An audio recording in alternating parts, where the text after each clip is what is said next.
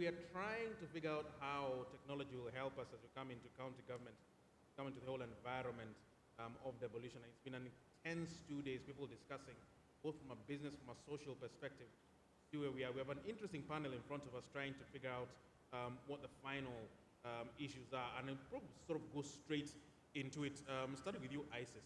And we sort of put you on this button at the very last minute, but for good reason, because you have been, from a policy perspective, you've been in a business perspective. Now you're sort of out of both. You can look at it from a 30,000 foot perspective. From the last 2 days, how does the industry look? Are we ready to do the sort of things that we're promising to do? Yes, thank you. It is interesting coming from kind of a broad perspective, particularly looking at things from an Africa and global perspective at what we're trying to do as a country. I think what's been happening in the last few days has really driven home the idea that there really needs to be big thinking around how does Kenya really truly become an ICT hub in Africa. Like, you know, there's a lot of buzz about it. What does that truly mean? And how do we actually look at serving citizens, right? This is kind of the overall theme of this. And I think that we really started to hit on some really kind of bigger thinking, and I think that's what's been interesting to see, because I'm not convinced that many other markets in Africa are doing that. So I think Kenya has a really good chance, if we look at the plans that we have over the next 5, 10, 15 years, to really make that something substantial from everybody from the citizen level, investors, small companies, entrepreneurs, and as well as from a government perspective in what it's trying to do in terms of increased accountability and transparency. Right. Tony, yours, in fact, what I'll do with you, Tony, is contrast you with Mbogo and JK, who's 2 people away from you. You're coming from more or less a big business perspective. There's obviously lots of work to be done. There are a lot of contracts to be won. Is it looking as positive as everyone says it's looking, from both a government perspective and a private sector perspective? Thank you, Wallace, for that question. Let me start off by saying that I think if I look at the history of our country, we had some challenges of trying to get rural folk from staying where they are and not coming into the cities looking for jobs. So there was a huge effort in the past through the economic ministries and planning ministries to reduce rural-urban migration. The devolution effort is an effort towards that. And what I think is most interesting for me is that at this point in our history, we have the technology to allow that to stop, because now you can actually take the service directly to the spot where it's needed based on connectivity and solutions. So yes, I do come from a big company in terms of size, and we target bigger enterprises to be our customers, who then have their own citizens, their own consumers who are the citizen.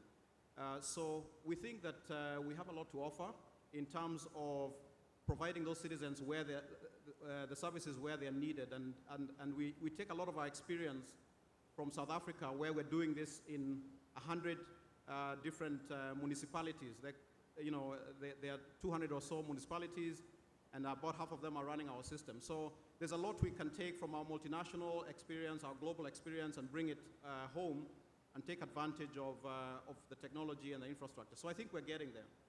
Right, Alpha and Jero, you're both a supplier to government, but you're also a thinker in the sense of PwC, obviously, is the sort of institution that sits and thinks things from a bigger perspective. As a government supplier, sometimes there have been complaints that government is a bit too timid, they're a bit too rigid, they only want to give contracts to companies such as PwC and not to the smaller players. But at the same time, a lot is changing around how government procures supplies, especially in the whole ICT sector.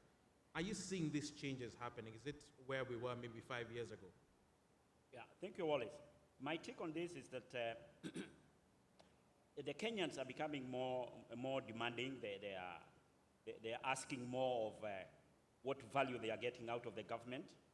And because of that, we're finding that while in the past people would have been satisfied, citizens would have been satisfied that a road has been built, now they're asking, what is this road going to do to us? What pains is it going to address? And I see that as an area where technology can play a part in ensuring that we articulate more what the needs of the citizenry are, so that as we from the government point of view, try to deliver services, but to be clear that the citizenry, the consumers are now asking much more than just building a road. We need to see how that will affect our day-to-day life, our livelihoods. What is it that there is for us? And as procurement improves, they also want to know why was this contract given to ABC and not to C and D. So those are the issues that I see coming up as we go forward. Right, Mbogo, for the longest time, and obviously you are fairly well known in the online world from social media and everything, but you have been a champion for the smaller developer, the smaller business person, in some ways slightly different from what Tony is doing. How do you see it? Do you have an entry point now with the changes that are coming along in county government? But at the same time, do you also have an entry point into national government, being suppliers, being the thinkers behind it, being the people who are designing new systems? First off, I think you need to play to get paid. But more importantly is there's a space for the Tonys and the 7Cs of this world. But you'll find that from an implementation perspective, we deal with roadmaps. And roadmaps are long, winding, 5, 7, 10-year sort of initiatives that take a while to trickle down. While if you look at a scenario like now, we have county reps, county governments that want solutions on the ground now. So you'll find that while Business Connection is sorting out higher levels of government, we need the smaller type companies who actually now understand, say, if I use the K&H example, where we're talking about standards. We've got all these developers who just need to know the standard for which they can use to apply the solution at the grassroots level. So it's changing, and there's a place in that ecosystem for everyone. Because as soon as, say, the smaller type startup gets 2, 3 counties and align them towards the larger roadmap, I think then they can see growth and even, if not expand in this market, expand in others. Paul, first of all, this is sort of your valedictory tour. This is your departure. And you're leaving at the wrong time. You're leaving just when things get exciting. You're leaving just as a party, the music gets louder.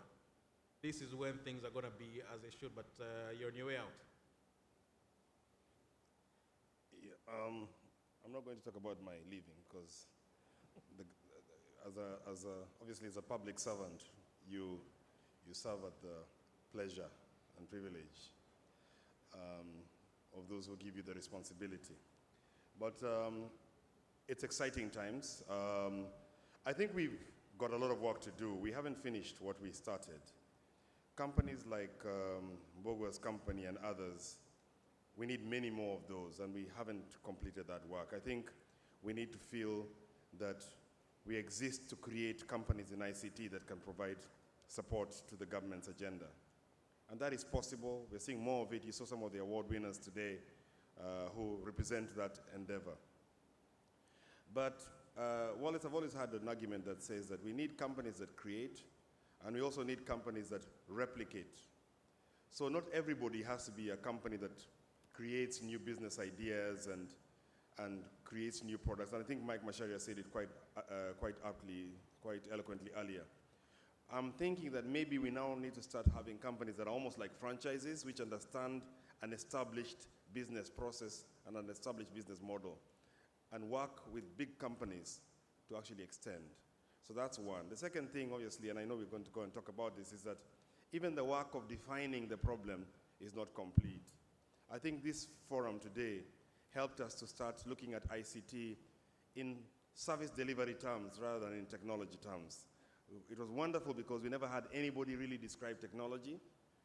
We had more people define problems, and I think that's what we need to hear more about, and then solutions towards those problems, rather than saying, I've got this magic rabbit in my box, and I'm looking for a place to sell it, which is what used to happen in the ICT sector.